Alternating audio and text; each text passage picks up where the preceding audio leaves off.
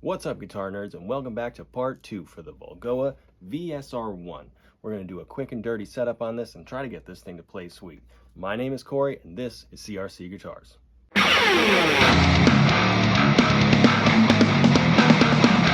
So what we're going to do today... Ferb, I know what we're gonna do today. Complete setup on this and adjust a few other things and check on some others. But first, we're going to get rid of these junk strings and put a fresh set of Ernie Ball 10 through 46. Then we're going to adjust the action at the nut. We're going to adjust the bridge, including the springs in the rear. Then we're going to intonate and then just generally tighten up anything else, especially the tuners. So let's get into it. So this had locking tuners on it, and so there's not a whole lot of winds on there. Usually I would use something like this. It's got a string winder on my drill, but there's really only a couple of twists that we have to do to get these off, like just 3 or 4, and then these are, see, not much.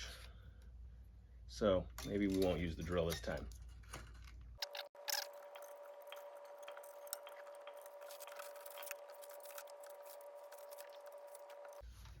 So now that those are out of the way, we are going to check the tuners right now before we put strings on them, just to make sure everything's tight. Now you don't want to like really crank down on these, just snug them up. These seem to be all right as they are, but just give them a little snug. You don't want to over tighten them and risk breaking these, because these are very thin. Let's just check that those are tight. Flip it over. Sure these screws are tight too. This will go a long way in helping your tuning stability, because if these are moving around, it's just not going to stay in tune. While we're here, make sure that those are good. So like I said, this has locking tuners on it. So if you're not familiar with locking tuners, if you've never used them before, there is a right way and a wrong way to put these on. So you want your tuner hole, the holes in the tuner, in line. You're just going to put it in.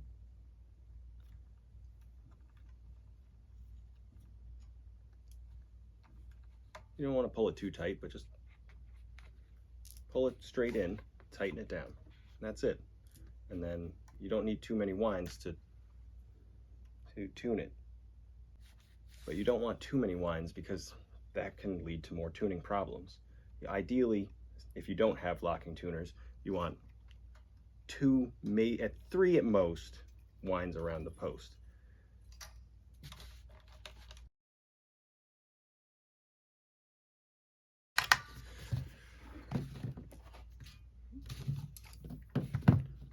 Give it a quick tune.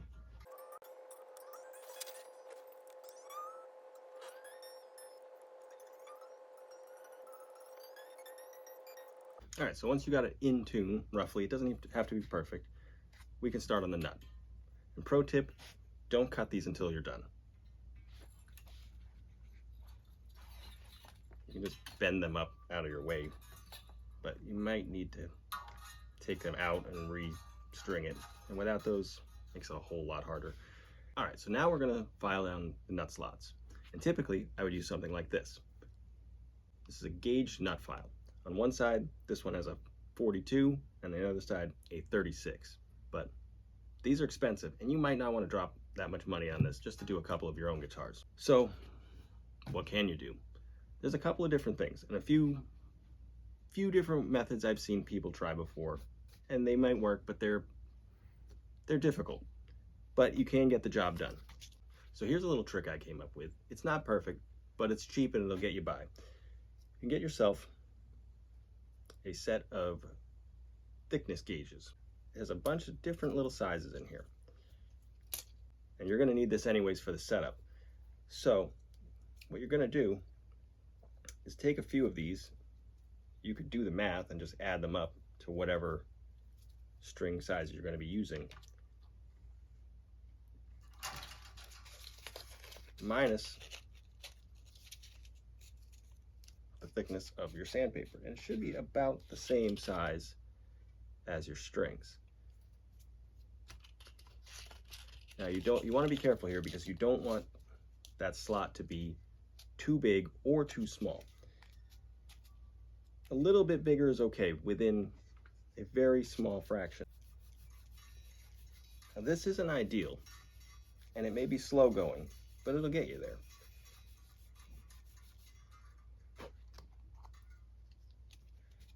Do little bits at a time and just check it. So I'm just going to fold that around there, just like so. Just so it just snugly fits in the slot. So the trick with this, anytime you're filing down a nut slot, you want to be at an angle down towards the tuning peg, because you want a nice crisp break angle right where the nut starts down. Otherwise, it messes up your intonation, your tuning stability. Again, you want it to break right at the edge there, down towards the tuning peg. I usually just like to point it right at where it's going to go. You don't want to rock back and forth. You want to stay nice and straight at that same angle and take little bits at a time. You don't want to go too far. So that's where your angle gauge comes in, or sorry, thickness gauge comes in handy. So I actually have this one, the one I would typically use right now, already out. I don't know if you can see that. It's 0.02. So what you're going to do is you file it down a little bit. I know we're not anywhere near close yet. You tune it up a little bit. It doesn't have to be back perfect pitch or whatever. And you're just going to slide that right between the string on the first fret, on top of the first fret between the string. Just until, and you just keep filing it down just until the string touches that thickness gauge. You can go a little bit lower than that, but this I find is a comfortable height where that doesn't give you too much rattling, or no rattling whatsoever. You can go a little bit lower, but you have to be careful. If you go too low, it's going to start rattling off that first fret, and now you have to start over. You have to get yourself a new nut. Or there are tricks to get around that, but so we are still way too high. So you can employ that trick if you want. That's going to take forever. I'm not going to do that right now. So I'm going to use the correct size file, which I actually don't have. So this is a 46. I have 42 and then to 50. 50 will probably work. It's bigger, but it's not too big. If you went any bigger, then the string can move inside of that slot and cause rattling. But this isn't that much bigger. Or you can take something that's slightly smaller. Say we have this 42, which isn't that much smaller. Make sure we have the right size. And you can rock it back and forth slightly, and that will give you a little bit wider. We'll try that. So you start leaning towards one side, give it a couple of strokes, then the other side, a couple more strokes, and you just kind of work it back and forth and check and make sure that's going to fit in there nicely. That is working really nicely. So I'm just going to keep filing that down for a second.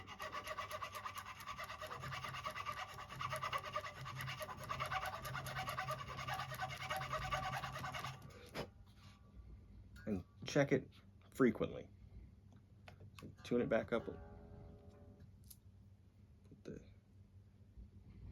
Still have quite a ways to go. These are really high.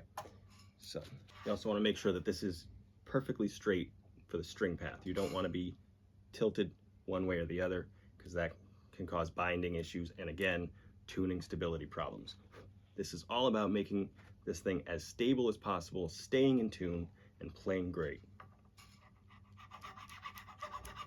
And there's no rush. If you want this to play good, take your time.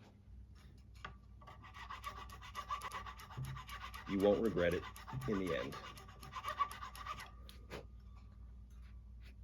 All right, so now when you're getting close, just do a few strokes and then check it again. I would recommend replacing this nut, but we're just gonna see how it does with the original one. It does seem to just be plastic, so I prefer tusk nuts. Those are great. Bone is fine. I've even done brass. Those are fine, but whatever you choose is usually fine, as long as it's not plastic. As long as you cut the slots right, it'll be fine. Ooh, we're almost there. 10 hours later. And that one's perfect. Right where we want it. Could go a little bit lower if you really want super low action. Moving on, this one actually has 36, so that's the exact size. So we don't need to do any of the rocking motions, just straight in and out. These ones should go a little quicker. The smaller the string, the quicker it usually goes.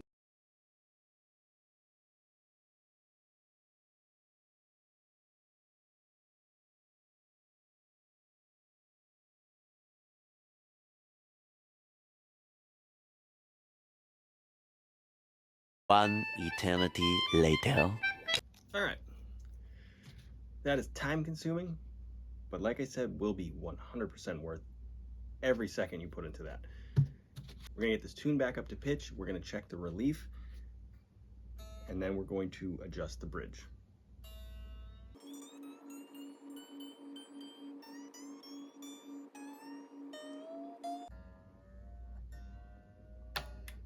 The hell was that?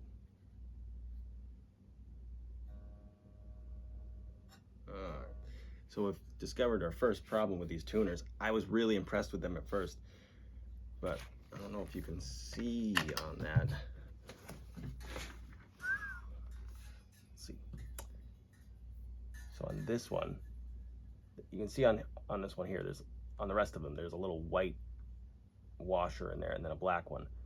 This one's missing that white one. That one just popped out and flew across the room. And now it's turning really hard. I was impressed with those tuners up until that point.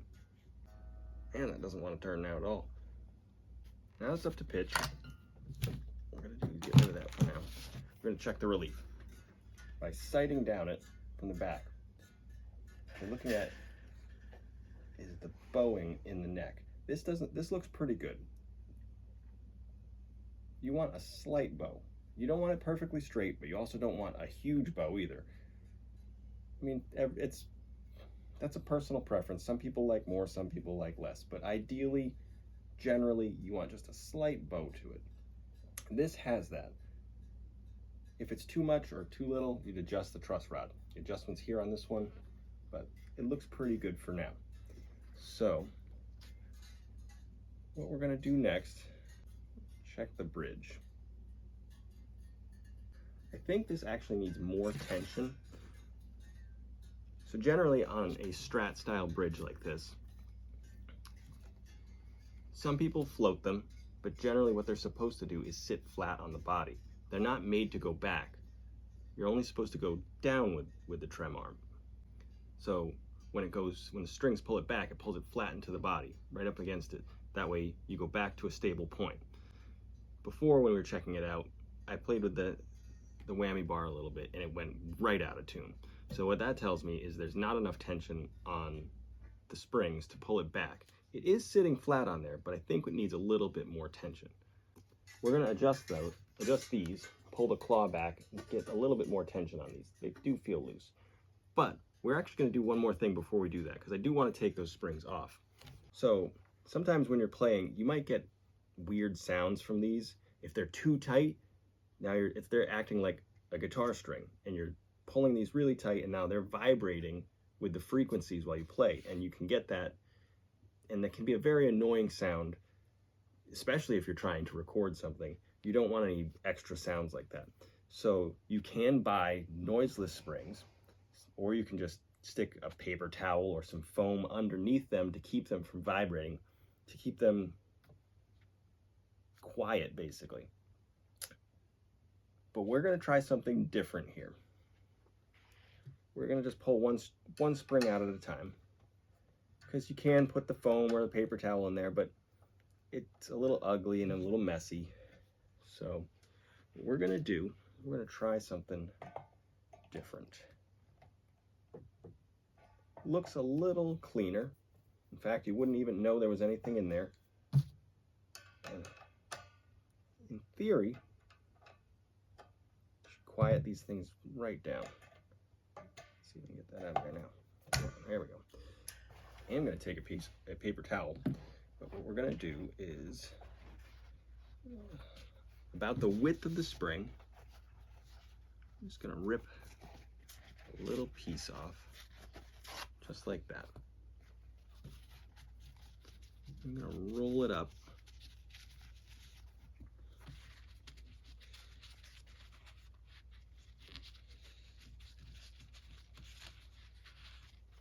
As tight as I can.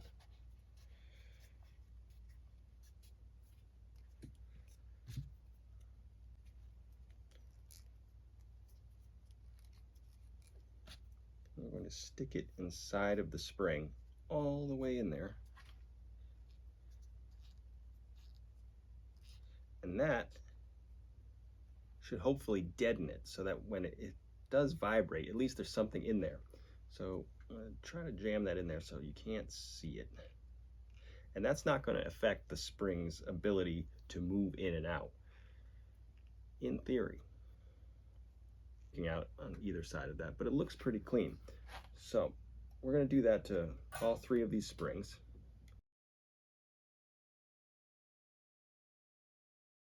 So if you do want to float your bridge so you can pull up on your whammy bar, what you want to do is raise up your bridge, tune to pitch, and then adjust the claw in the back so that your bridge sits parallel to the body. You don't want it tilted up or tilted back because that's going to mess with your action. So you just fight between tuning to pitch and then this. Every time you adjust these, if you pull them in, it's going to pull your bridge down, and then tighten your string. So then you loosen them up a little bit, tune back to pitch, and then check where your bridge is and see if it's parallel with the body. And you just keep doing that back and forth until you get your bridge to sit parallel, perfectly flat, with just a little gap between the body and the bridge. And that can be a pain, but that's how you do it. You just have to balance these springs with your strings because they're both pulling in opposite directions. Your strings are pulling the bridge up, and these are going to be pulling it down. So it's just a little balancing act. Since we're not floating the bridge and we're just leaving it flat against the body, I'm just going to pull these tight so that they pull that down to the body. A little tighter than it was before because there was hardly any tension on that. So now watch that. So there's tension on these. So our paper towels, if you try to do that, you're not getting any sound. If you did that before while these were tight, you get a little like twangy sound out of a spring. But now that paper towel's in there, it's completely deadening that. So that's working out perfectly, which is great. Double check that we're still in tune. Probably not.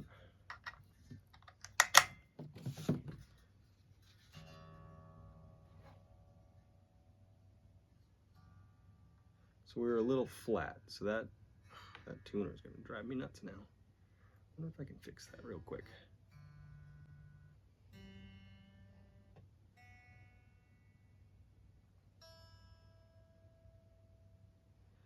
So that tuned it back to pitch. So that our bridge isn't moving. So what I'm going to try is put the whammy bar in it and see if it'll go back to pitch.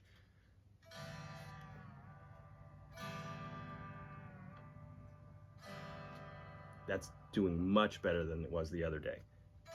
That's actually still in tune, basically. Let's check. Pretty darn close anyways. Before, when I hit that, it was just way out of tune. So the springs in the back didn't have enough tension to pull it back into the same spot it was before. So now that's actually working. So if you have trouble with your whammy bar, it's your springs in the back and probably your nut. Because if the nut slots are perfectly straight and then breaking off, it's going to bind up and your string is not going to go back to where it was when it was in tune. You don't want any binding issues up here, and you want your springs in the back to be balanced with your bridge perfectly. And then, in theory, as long as you're not dive bombing this, it should be fine.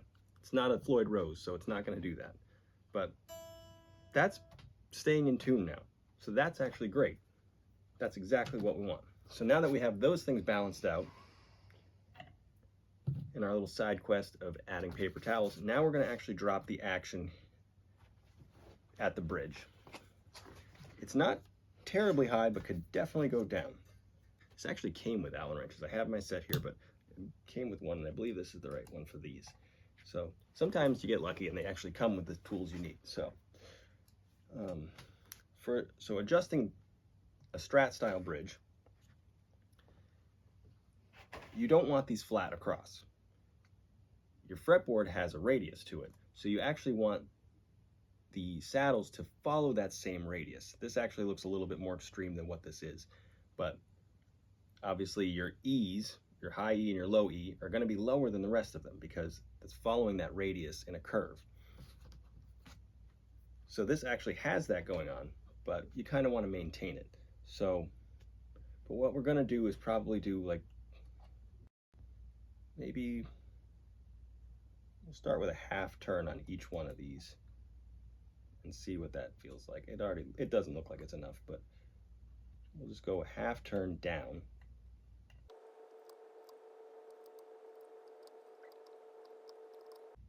Pro tip, it's always very important to use the correct size Allen wrench.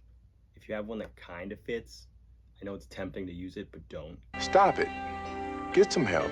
Get the right size, because if you strip these out, it's a lot easier to find the right size Allen wrench than it is to find the right size set screws that go in there. We should have done a full turn. I should have listened to my gut on that one. I was thinking full turn, but again, you always want to do these things in small increments just in case. You don't want to go too crazy. You especially don't want to do that with your truss rod. Put the wrong size Allen wrench in there, you strip that out. That's an expensive and a difficult fix. That seems pretty good actually right now. We're going to retune this to pitch. You always want to retune every time, because now that we've dropped these down, these should be probably really flat. That actually dropped that in a whole step. So now that's actually in D now. And you want to do that because when you pull it back when you bring it back up to pitch, what you're doing is you're putting tension on the neck. So actually it's pulling back and up. This is also pulling, but what that's doing is flexing your neck. So with less stress on it, the neck is going to flatten out. So we already checked the relief when it was up to pitch and it was really good, but you do that and then the neck is going to just relax a little bit. You don't want it to do that because that's going to change everything again. So if you bring it back up to pitch, it's going to pull back to where it was, and you'll be able to check your action properly.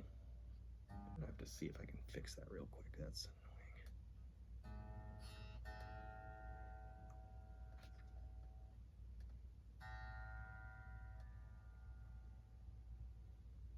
All right, side quest. And we're back! That broken piece on the tuner is driving me nuts. So I found an old junk tuner. I'm going to pull that little piece off of this one and try putting it on that and see if that helps. All right, so I pulled that little, oh, that was in there. Pulled that little bushing washer, whatever we're calling that, out of this old tuner, put it in that, solved that problem. So if you have an old set of tuners and that happens to you, you can always just replace that. Now it's working perfectly fine. Well, let's try this again for the 4th time. Ran out of storage, had to delete a bunch of stuff. Where I left off was I was replacing that little bushing on that tuner. I found an old one, pulled that off of there, put it on here. Now it's working perfectly fine. I did do a lot of things in the meantime, and now I'm just gonna have to do a little recap. So I finished dropping the action on here. I measured it. It's about 5/64. It's like 1.5 mil, I think. I also adjusted, well, I did the intonation as well. And it wasn't too far out, and I'll just quickly explain how to do that, or how I do it anyways. So get yourself a decent chromatic tuner. I wouldn't use your pedal board tuner for that. They're not accurate enough. So what you do is first you tune to pitch, get this thing right on. Tune the whole string, get it right on, then check your 12th fret. And if it's a little flat or a little sharp, what you do is, there's an old term they call chasing the needle. That's how easy to remember it. So if you're a little flat and your needle is, going this way, so for me, going this way, if it's a little flat, you pull your saddle towards the needle. And if it's a little sharp, same thing, you pull it backwards towards the needle. So tune it to pitch, check your 12th, make your adjustment, retune it, check your 12th, and keep doing that until you get it right on with each string. These weren't too far out, they're all just a little flat, so I adjusted those. They're right on now. I also adjusted the pickup height, which I typically like to do with it plugged in into the amplifier, and adjust it just by the sound level. So play a chord or whatever, and then switch between your neck and your bridge pickup, and just adjust that. If it's a little quiet, raise it up. If it's a little loud, lower it, and just try to get them to sound even, so when you're flipping between pickups, your volume levels aren't going crazy. I went through it and I tightened everything else up, like strap buttons. We already did the tuning pegs. Just gave everything a little once over, make sure it's nice and tight. But this thing is basically done and ready to go now. It didn't take much, it didn't need much, and I was pleasantly surprised. With its price point being so low, I believe it was like $159 is what I said I paid for it. I did not have high expectations, and I was pleasantly surprised. The fret ends were great, the tuners, minus that one little hiccup, perfectly fine. Pickup sounded fine, there was no grounding issues. Everything was pretty great. The finish isn't terrible. I mean, I can't recommend this guitar enough. If you're in the market for something cheap, something to mod, something to gig and not worry about, this is a perfectly fine instrument. Honestly, can't think of anything else that I would do to it right now. Maybe down the line I would replace the nut with something that's not plastic, maybe replace the tuners, but it's perfect for a beginner. If you're just starting out and you don't want to drop a ton of money, I'd say go for it. Grab one of these, have somebody, if you're not confident in doing all of those things, have somebody set it up. It's worth the money, or you can attempt it yourself. This wasn't bad. I mean, mine wasn't. Maybe the one you get isn't going to be great, but it's totally worth it. Well, that's it. This thing was pretty sweet. Let me know what you think of it. Let me know if you get one. Let me know what you want to see next. If there is a cheap guitar out there that you want to see reviewed that nobody else has done before, let me know. Drop that down in the comments below. If there is a process or a skill you want me to show, let me know. This has been the Volgoa, what was it, VSR1. Go get one. Don't forget to like, comment, and subscribe. Stay tuned. Idiot. We're gonna go ahead and cut all of that out. Go past this. In fact, never watch this again.